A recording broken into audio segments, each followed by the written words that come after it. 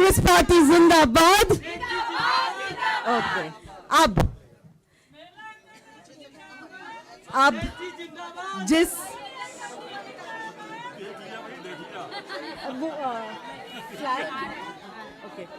अब जिस घड़ी के लिए मैं 5 तारीख से वेट कर रही थी कि मैं ऑफिशियली चीजें हैंड ओवर करूं अलका जी के हाथ में, जिसमें सारे मैंने इस पेन ड्राइव में पूरे स्टेट कमिटीज के डेटा, सारे डिस्ट्रिक्ट कमिटीज के डेटा और ब्लॉक प्रेसिडेंट्स के डेटा जो है वो मैं सौंप रही हूँ। साथ ही साथ एक ऑफिशियल हैंडओवर अब मैं अलका जी को देने जा रही हूँ। तो इसका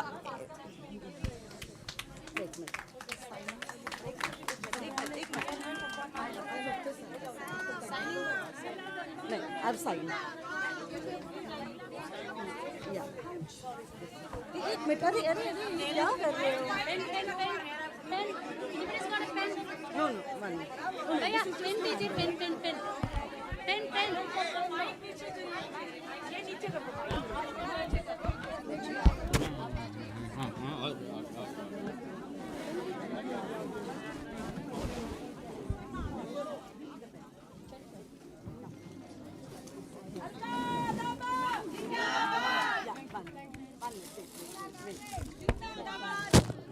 ऑफिशियली वैसे तो सारे पटके होते हैं, बट दिस इज द महिला कांग्रेस लोगो जो राहुल जी ने हमें दिया है।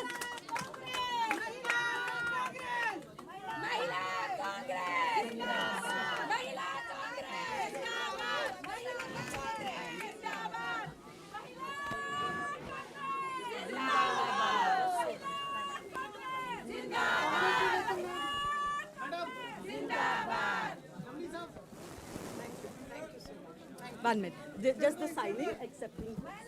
I'll एक मिनट।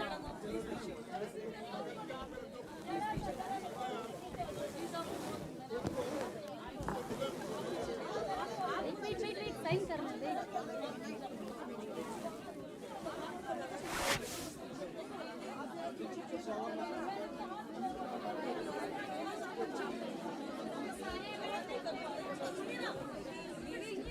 एक बार इसको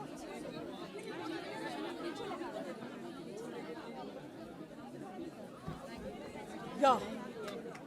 Thank you.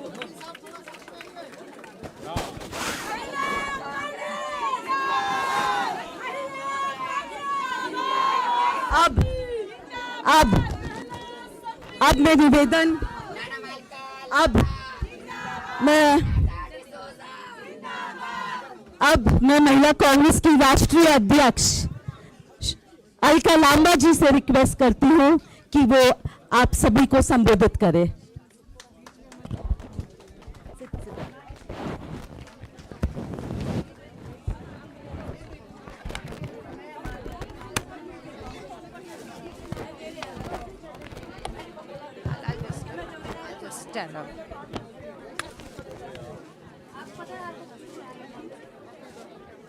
कांग्रेस पार्टी जिंदाबाद, कांग्रेस पार्टी जिंदाबाद, श्रीमती सोनिया गांधी जिंदाबाद, मल्लिकार्जुन खड़गे जी जिंदाबाद, राहुल गांधी जी जिंदाबाद, इंदिरा गांधी अमर रहे, महिला कांग्रेस जिंदाबाद, महिला कांग्रेस जिंदाबाद। मैं बोलूंगी जुड़ेगा भारत, आप कहेंगे जीतेगा इंडिया। जुड़ेगा भारत, जुड़ेगा भारत, जुड़ेगा भारत। अब मैं बोलूंगी भारत जोड़ो न्याय यात्रा कब तक, आप कहेंगी न्याय का हक मिलने तक। भारत जोड़ो न्याय यात्रा कब तक, भारत जोड़ो न्याय यात्रा कब तक, न्याय का हक मिलने का। मैं मेरी बहनों से निवेदन है, मेरी बात को पूरी ध्यान से सुनिएगा, यही से आज का आगे का रास्ता भविष्य का तय होगा।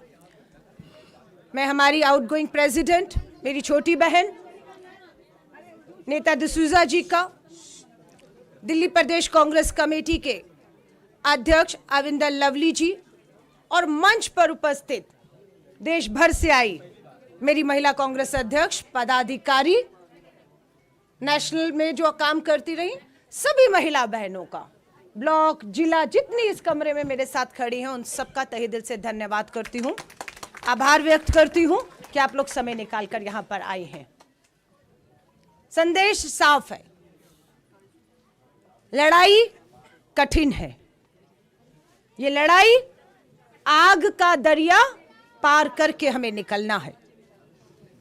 इस आग का दरिया की शुरुआत एक बार पहले श्री राहुल गांधी जी ने देश भर में भारत जोड़ो 4000 किलोमीटर 12 राज्यों से गुजरने वाली दक्षिण से उत्तर तक की यात्रा में किया है। दूसरी यात्रा भारत जोड़ो न्याय यात्रा 14 जनवरी को मणिपुर से मुंबई तक 6700 किलोमीटर का सफर 15 राज्यों से गुजरेगी, 110 जिलों से गुजरेगी। हमारा लक्ष्य अब यही है कि भारत जोड़ो यात्रा के तर्ज पर भारत जोड़ो न्याय यात्रा को भी अब हम कामयाब बनाना है। इससे उम्मीदें जुड़ी हुई हैं। दूसरा, 2024 का चुनाव हम सबके सामने खड़ा हुआ है। ये 2024 का चुनाव हमें उन सभी बहनों के लिए जीतना है जो लगातार पिछले 10 सालों से अन्याय का सामना कर रही हैं। हमें उस बेटी के लिए लड़ना है। किस बेटी के लिए? जहां से यात्रा शुरू हो रही है, मणिपुर की उस आदिवासी बेटी के लिए जिन्हें थाने से घसीटकर सामूहिक बलात्कार किया गया और न्याय नहीं मिला है अभी तक। ये लड़ाई, इनको बाहर करिएगा। हाँ, मैं माफी चाहूंगी। समझ रही गंभीरता इसकी? यात्रा वहां से मणिपुर से शुरू हो रही है जहां पर आदिवासी दलित बेटियों को थाने में पुलिस स्टेशन के सुरक्षा से घसीटकर सामूहिक बलात्कार किया गया और न्याय मांग रही है। इसलिए यात्रा कब तक? न्याय का हक मिल जाने तक। यात्रा को आगे अगर आप लाएंगे तो आपका आता है हरियाणा, ब्रजभूषण शरण, देश की पहलवान बेटियां दिल्ली की दहलीज पर न्याय मांगती रही, अन्याय का सामना करती रही। न्याय मिला या नहीं मिला? लड़ाई कब तक रहेगी? लड़ाई कब तक रहेगी? ब्रजभूषण जब तक जेल की सलाखों के पीछे नहीं जाता और इन्हें, हमारी बेटियों को न्याय नहीं मिल जाता, तब तक ये लड़ाई जारी रहेगी। आ जाइए उत्तर प्रदेश के वाराणसी में प्रधानमंत्री जी का संसदीय क्षेत्र है। प्रधानमंत्री जी का संसदीय क्षेत्र बीएचयू में आईआईटी में पढ़ने वाली छात्रा के साथ सामूहिक बलात्कार करने वाले कोई और नहीं, भाजपा के कार्यकर्ता थे। 2 महीने तक गिरफ्तारी नहीं हुई उन बलात्कारियों की। मध्य प्रदेश में चुनाव प्रचार प्रसार कर रहे थे भाजपा के लिए। हाहाकार हुआ, तब गिरफ्तारी हुई है। लेकिन न्याय मिला बीएचयू की बेटी को? न्याय का हक मिलना है उन्हें। ये लड़ाई आपको लड़नी है। चलिए आ जाइए मणिपुर से पूर्व से पश्चिम गुजरात में 22 साल पहले 21 साल की भारत की बेटी बिल्किस बानो गर्भवती थी। 1-2 नहीं, 11 लोगों ने सामूहिक बलात्कार किया उस भारत की बेटी के साथ। और उसके बाद लगा न्याय मिल गया है, लगा बिल्किस बानो को न्याय मिल गया है। लेकिन 15 अगस्त का दिन याद रखिए 2022 था। क्या हुआ? लाल किले की प्राचीर पर प्रधानमंत्री जिस लाल किले की प्राचीर से बेटी बचाओ का नारा दे रहे थे, वहां से 15 अगस्त 2022 को आजादी का अमृत महोत्सव के ऐलान कर रहे थे। और उसी 15 अगस्त 2022 को बिल्किस बानो के 11 बलात्कारी और हत्यारों को रिहा करके उन्हें हार पहना के लड्डू खिलाए। तमाम महिलाओं को देश की उच्च अदालत, सुप्रीम कोर्ट और हमारे न्यायाधीशों को धन्यवाद करना चाहिए। फटकार ना लगाते ब्रजभूषण के खिलाफ एफआईआर ना होती। फटकार ना लगाते तो मणिपुर की आदिवासी बेटियों के खिलाफ जो सरकार को कहा कि कार्रवाई करिए नहीं तो मैं करूंगा, कार्रवाई करनी पड़ी। बिल्किस बानो के 11 बलात्कारियों को भाजपा रिहा करती है, विश्व हिंदू परिषद के दफ्तर में बुलाकर विधायक और नेताओं के मंच सुशोभित करते हैं और चुनावों में गुजरात में वोट मांगते हैं। आज सुप्रीम कोर्ट ने आदेश किया कि 2 हफ्ते के बीच में वापस जेल में न डालो, और ये हम तय करेंगे कि 2 हफ्ते के बीच में वो जेल जाएं। और ये सिर्फ इतने ही मामले नहीं हैं, देश की अदालतों में भाई पिता अपनी बेटियों अपनी बहनों को लेकर चक्कर पे चक्कर काट रहे हैं, न्याय नहीं मिल रहा। कौन दिलाएगा न्याय? कौन दिलाएगा न्याय? कौन दिलाएगा न्याय?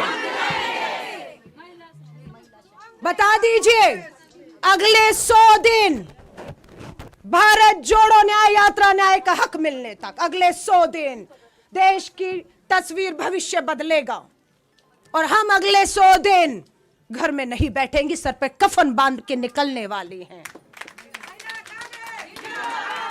जो मेरी बहनें सर पर कफन और कमर बांध के निकलने को तैयार है 100 दिन की जंग में देश भर में, मैं उनका स्वागत करती हूं। आइए मेरा साथ दीजिए, साथ दीजिए हमारा।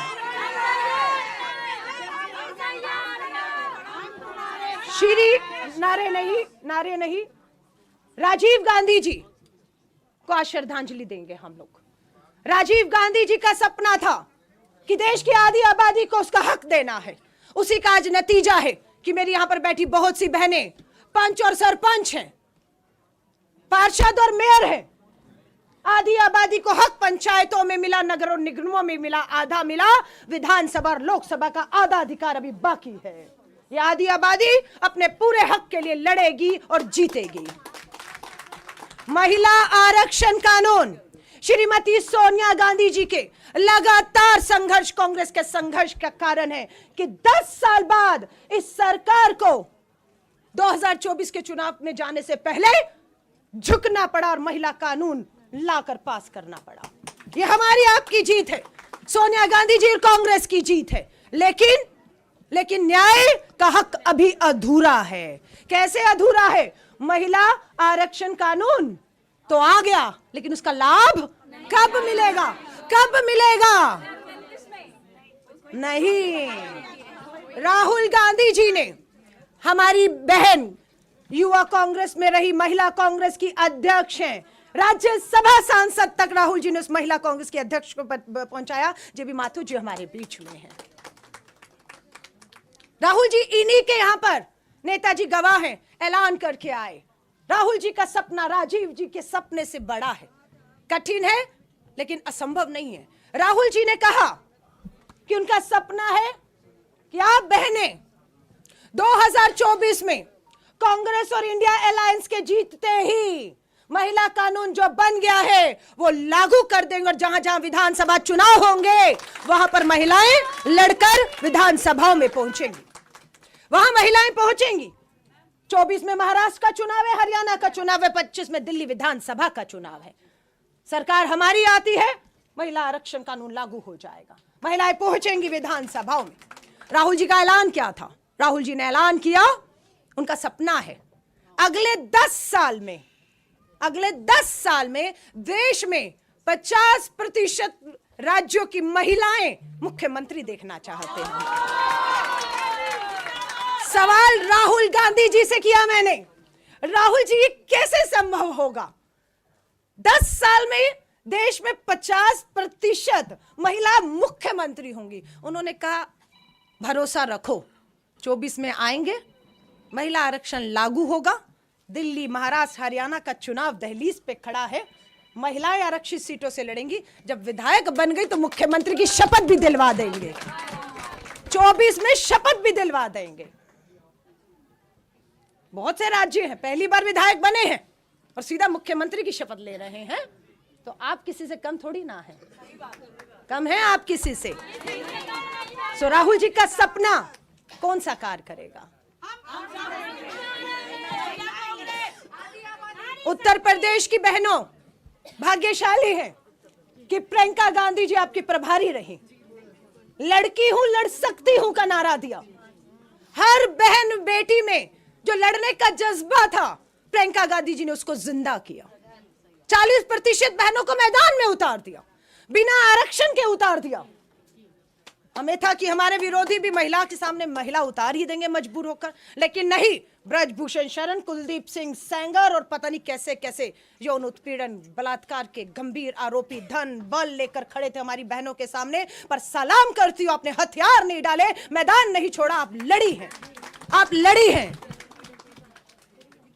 मैं आप सबके हाथ जोड़कर कहूंगी, मेरी आज ये शपथ हुई है और मैं आज शाम को ही यहां से आप लोगों से बात करके आप लोगों के साथ अपनी जिम्मेदारियों को, सबको, जो भी अब राष्ट्रीय कार्यकारिणी में, प्रदेशों में, जिलों में, ब्लॉक और बूथ तक काम करना चाहता है, मैं सब बहन को कहूंगी मैं 6 बजे तक आपसे मिलूंगी।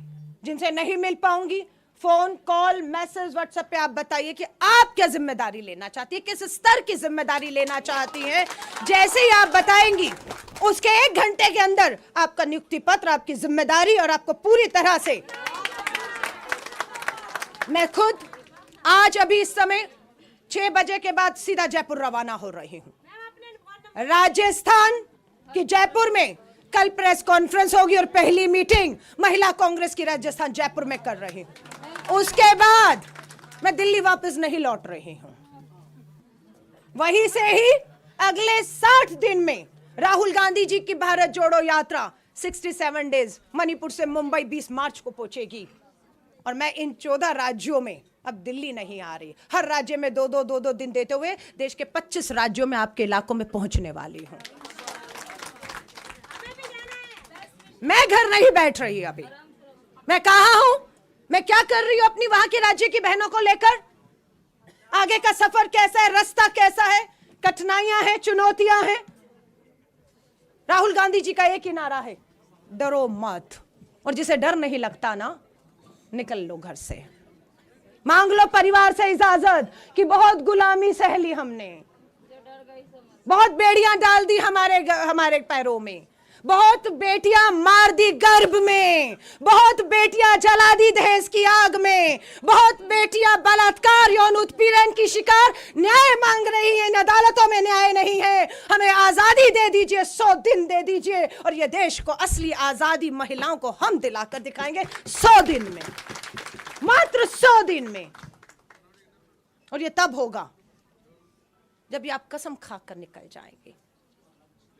आपके बच्चे हैं, आपका परिवार है, छोड़ना होगा, सिर्फ 100 दिन के लिए छोड़ना होगा। और यही आपकी कुर्बानी, यही आपका त्याग होगा। ये जो वीरांगनाएं खड़ी हैं, इंदिरा जी की शहादत, 40 गोलियों से छन्नी किया भारत मां को, खून दिया उसने अपना। आपसे भारत माता कांग्रेस पसीना मांग रही है आपका। बहाएंगी पसीना, बहाएंगी पसीना। ये उत्तराखंड की बहन मुड़ी तो मुझे दिखी, इसके बाल इतने खूबसूरत थे, बहुत बहुत कठिन था, लेकिन महिला बेटी की, उत्तराखंड की बेटी की लड़ाई लड़ने के लिए इसने अपने सर मुंडवा लिया। आप समझ रही हैं? ऐसे हमारी बहनों से जब मैं आज बैठूंगी, बात करूंगी, तो इन सब बहनों जो यहाँ तक पहुंची हैं, हमारी हर एक का बहुत बड़ा योगदान है। यूं ही यहाँ नहीं खड़ी ये लोग, बहुत लंबा सफर और संघर्ष हमने तय किया है। मैं आप सबसे हाथ जोड़कर कहूंगी, मांगिए परिवारों से समय। और हमारी जो आधी आबादी, हमारे बड़े बुजुर्ग बैठे हुए हैं, आप बैठे हैं, सब जो हमारे भाई भी आए हुए हैं, मैं आपसे भी कहूंगी अपनी बहन और बेटियों को सौंप दीजिए महिला कांग्रेस को। गर्व होगा आपके ऊपर कि आपकी बहन बेटियां जो घर बैठी हुई थी, वो देश में अपना योगदान दे रही हैं और आधी आबादी को ताकत दे रही हैं। हर शोषित पीड़ित को आज लग जाना चाहिए कि बस अब न्याय हो जाएगा, अब महिला कांग्रेस जाग गई है और इनके नेता मुझे न्याय दिलाने के लिए न्याय का हक तक अब घर नहीं बैठेंगे। निकल जाइए, निकल जाइए। आप सभी से कहूंगी, दोबारा मकसद भारत जोड़ो न्याय यात्रा को कामयाब करना है। 110 जिले, जिस राज्य जिस जिले से गुजर रही है, उस यात्रा में महिलाएं बढ़ चढ़कर हिस्सा लें और उन महिलाओं को आज से संपर्क कर दीजिए। 110 जिलों में राहुल गांधी आ रहे हैं, आपसे मिलने आ रहे हैं, आपका दर्द, आपकी पीड़ा सुनने आ रहे हैं, आपके साथ हो रहे अन्याय को सुनने आ रहे हैं और आपके साथ न्याय का हक मिलने तक आपके साथ खड़े हैं, ये यकीन दिलाने आ रहे हैं। मिलिए जाकर आज से, अभी से उन बहनों से। 110 जिले कौन से हैं, किस तारीख को, किस समय, किन गलियों से वो यात्रा गुजरेगी, कहां राहुल गांधी जी आएंगे, उनसे मिलना, मिलाना, उनका भरोसा जीतना, उन्हें पार्टी संगठनों से जोड़ना, आदि आबादी को यह बाप की जिम्मेदारी है। अब ये आपकी जिम्मेदारी है कि आप ऐसा करेंगे, ये मुझे पूरी उम्मीद है। तो मैं आपके राज्य में आने वाली हूं। आज इस मीटिंग के बाद मैं अपनी प्रदेश अध्यक्षों और जो हमारी एनओबीज हैं, नेशनल ऑफिस बेरर्स हैं, उन सब के साथ आज मैं बैठूंगी। बाकियों के साथ बैठक में क्या हुआ उसे जानकारी को, आगे के प्लान ऑफ एक्शन को आपके साथ शेयर किया जाएगा।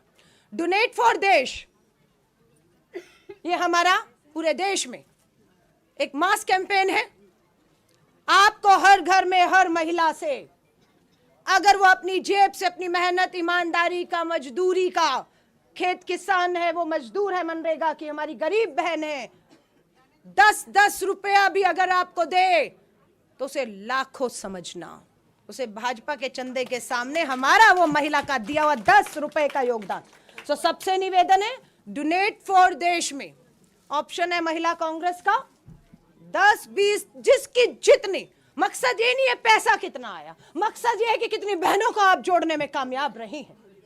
मकसद ये है कहां तक आप पहुंची हैं, और अगर आप उन तक पहुंच गई तो पक्की बात है आप उनके साथ अन्याय अब नहीं होने देंगे, क्योंकि आप उन तक पहुंच गए हैं, उनका विश्वास आपने जीतना है। तो अभी बस यही आगे के कार्यक्रम है।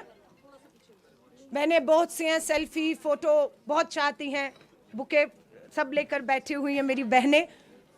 मैं बिल्कुल यहाँ पर रहूंगी, आप सबसे निजी तौर पर मिलूंगी। अभी हमारी मीटिंग शुरू होगी और उसमें हमारे ऑर्गेनाइजेशन के अध्यक्ष केसी वेणुगोपाल जी उस मीटिंग को संबोधित करेंगे। अभी सुबह 11 बजे से लगभग 2 बजे तक हमारी मीटिंग चली, जिसको हमारे कांग्रेस के राष्ट्रीय अध्यक्ष केसी वेणुगोपाल जी ने उस मीटिंग को लिया, और जिसमें महिला कांग्रेस के लिए आगे का हमारा क्या, हमारे से उम्मीदें हैं, क्या हमें कार्यक्रम दिया है, वो हम सब आज की अभी मीटिंग में आदरणीय केसी वेणुगोपाल जी भी आएंगे, वो संबोधित करेंगे। और उसके बाद आप सबको कार्यक्रमों की जानकारी रहेगी।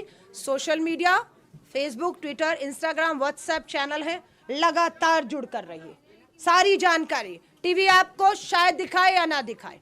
लोग मुझे कहते हैं बीएचयू की बहन के साथ गैंगरेप हुआ है, 1 जनवरी को प्रेस कॉन्फ्रेंस हुई, आज 10 है, मुद्दा खत्म हो चुका है।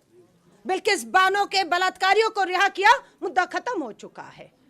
ब्रजभूषण शरण 24 का चुनाव लड़ने की और जीतने के दावे कर रहा है, रूसी के दावे पर प्रधानमंत्री जी 400 पार करके हैट्रिक लगाने की बात कर रहे हैं। आप समझ रहे हैं? उनके पास धन है, उनके पास बल है, उनके पास ताकत है, उनके पास सीबीआई है, ईडी है, साजिशें हैं, झूठ है, हिंसा है, और आपके पास महात्मा गांधी जी का बताया हुआ सत्य और अहिंसा का रास्ता है। मैं लास्ट बात कह रही हूं, दिल्ली में खड़ी हूं, दिल्ली की राजधानी में खड़ी हूं, लास्ट बात। और ये बात मैं कह रही हूं दिल्ली पुलिस कमिश्नर के लिए, ये मैं बात कह रही हूं दिल्ली के चुनाव, राष्ट्रीय चुनाव आयोग के लिए। लेकिन आप जिन राज्यों की है ना, वहां के पुलिस कमिश्नर, पुलिस को ये बता दीजिएगा, अन्याय नहीं सहेंगे। सरकारें होंगी जिसकी भी हैं, लेकिन आप डंडे के जोर पर महिलाओं के खिलाफ अगर अत्याचार होगा, सुरक्षा देने में आप विफल होंगे, हम सड़कों पर आकर लड़ेंगे और आपको जो करना हो कर लीजिएगा। मैं प्रवक्ता हूं, मेरे साथ और भी महिला प्रवक्ता हैं। हमें धमकी आती है कि आप मोदी सरकार के खिलाफ बोलना बंद कर दीजिए, आप बेटियों के साथ यौन उत्पीड़न, बलात्कार करने वाले भाजपा नेताओं के खिलाफ बोलना बंद कर दीजिए, वरना क्या होगा, रोज वीडियो ऑडियो फोन आते हैं, आपकी गर्दन काट दी जाएगी। गर्दन एक है भाई, कितनी बार काटोगे, रोज काटते हो, और हम रोज निकल जाते हैं। फिर ये धमकियों से डरने वाले नहीं। दिल्ली पुलिस कमिश्नर को वीडियो ऑडियो मैसेज फोटो सब भेजा, एक नहीं 2 बार भेजा। समय मांगा, हम 4 महिलाएं दिल्ली पुलिस कमिश्नर से मिलना चाहती हैं, समय नहीं दिया गया। आज 15 दिन हो रहे हैं। अब पुलिस कमिश्नर साहब और हर राज्यों की पुलिस को कह दीजिएगा, हमारे ऊपर अगर धमकी आएगी, हमारे ऊपर हमला होगा, हम खुद निपटना जानती हैं, हम निपट लेंगे, आप तक ना आएंगे भी नहीं। लेकिन अगर हमारी लड़ाई हमारी देश की बेटी बहनों के लिए है, उनके खिलाफ हो रहे यौन उत्पीड़न और बलात्कारों के लिए है, तो अब आपसे समय नहीं मांगेंगे। 4 नहीं आएंगी, अब 4000 आपके दरवाजे पर आएंगी, और अब हम अंदर नहीं, आप बाहर आएंगे, आप बाहर आएंगे। सुनेंगे आप, सुनेंगे आप। सुरक्षा की जिम्मेदारी है आपकी, हमारी बेटियों की। भारत की राजधानी अपराध में नंबर 1 पे खड़ी है। उत्तर प्रदेश की अभी जानकारी आई है, राष्ट्रीय महिला आयोग ने कहा है। कहां खड़े हैं हम लोग, कब तक बर्दाश्त करेंगे? तो संदेश साफ है, संदेश साफ है। और जो गीत बज रहा था, मैं अपने भाषण के बाद वो चलाऊंगी, लाइन आपको समर्पित कर रही हूं। महिलाएं देखिए जरा कितनी खूबसूरत कोमल है, लेकिन हमारी कोमलता को हमारी कमजोरी, अरे कोमल सी महिला है, पतली सी महिला है, जान नहीं है, क्या कर लेगी? हाँ, और आप दरिंदे समूह में आते हैं और बलात्कार करते थे। तो एक ही बात मैं सबको कहती हूं, हमारी कोमलता को हमारी कमजोरी समझने की भूल और गलती कोई ना करे। आज सबको संदेश दे दीजिएगा, कोमल है, कोमल है, कोमल है, शक्ति का नाम ही, शक्ति का नाम ही जग को जीवन देने वाली, जग को जीवन देने वाली। और हमारी जंग इस आधी आबादी के खिलाफ नहीं है, इस आधी आबादी को जो पुरुषों की भाइयों की है, इस आधी आबादी को हमें अपने साथ लेकर इनकी मदद से, इन्हीं के बीच में जो घूम रहे हैं दरिंदे, जो बेटियों को नोच रहे हैं, हमें इन्हें साथ लेकर आधी आबादी को पूरी करते हुए उन दरिंदों को ढूंढकर अंजाम तक, फांसी के तख्तों तक चढ़ाना है। मैं एक मासूम बच्ची को देख रही थी वहां पर, बहुत मासूम सी, शायद 5 साल की बच्ची है, वो भी यहां पर आई हुई है, उसकी माँ उसको लाई है। जाइए घरों में, माँ मेरी तो नहीं रही, लेकिन आज मैं यहां पर जब खड़ी हूं इसलिए कि मेरी माँ ने मुझे गर्भ में नहीं मरने दिया, मुझे पैदा होने दिया। ऐसे ही आपकी माएं हैं, जिस दौर में आप पैदा हुई हैं, कितना दबाव होगा। आज हालात ऐसे हैं, उस समय हालात कैसे हुए होंगे, लेकिन हमारी माओ ने हमें पैदा किया, पैदा ही नहीं किया, पढ़ाया लिखाया, बड़ा किया, और आज देखिए गर्व हो रहा है हमारे परिवार को, हमारे समाज को, हम लोगों पर। हाँ या नहीं? तो माँ आपकी, मेरी तो स्वर्ग में है, मैं उसको आज नमन करती हूँ माँ को। मेरी माँ झांसी की थी, वहाँ पैदा हुई, वहाँ पली, माँ झांसी में पैदा हुई, पली बड़ी। और जब मैं छोटी, बचपन के गर्मियों की छुट्टियां होती थी तो माँ ट्रेन से लेकर जाती थी झांसी तक, और झांसी की रानी का किला दिखाती, कहानियां सुनाती ले जाती थी। कभी नहीं सोचा था हिंदुस्तान की राजनीति में आऊंगी। एक इंदिरा गांधी दिखती थी और दूसरा झांसी की रानी की माँ की कहानियां कान में गूंजती थी। नहीं मालूम था यहाँ आज खड़ी होंगी। जाऊंगी उत्तर प्रदेश के उस झांसी के, अपनी माँ के उस गांव में, और उस किले में झांसी माँ, झांसी की रानी को जिन्होंने हमें प्रेरणा दी है।